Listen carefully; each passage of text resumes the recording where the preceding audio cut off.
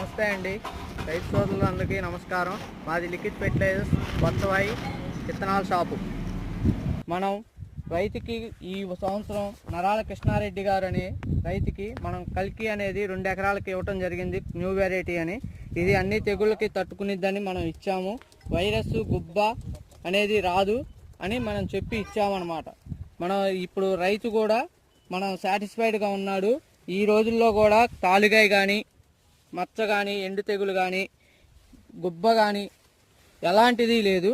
ఇప్పుడు మనం ఈ చెట్టు చూసుకున్నట్టయితే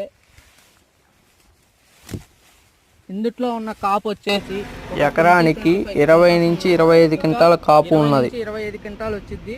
ఇంకా పూత పిందె మొత్తం ఇంకా ఉంది. ఇంకా 10 క్వింటాల నుంచి 15 క్వింటాలు వచ్చిద్దని మనం ఆశిస్తున్నాం. మొత్తం కూడా ఇప్పుడు ఇందుట్లో ఉన్నది గొప్పతనం ఏంటంటే నల్లికి తట్టుకుంది. ఈ వాతావరణంలో నల్లి ఉంది.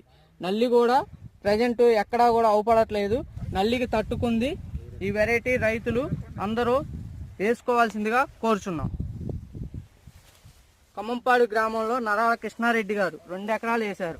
ఇది 50 క్వింటాలు అయిద్దని రైతులు అంటున్నారు. ఈరోజు ఒక 500 మందికి ఫీల్డ్ అనేది కండక్ట్ చేశాం.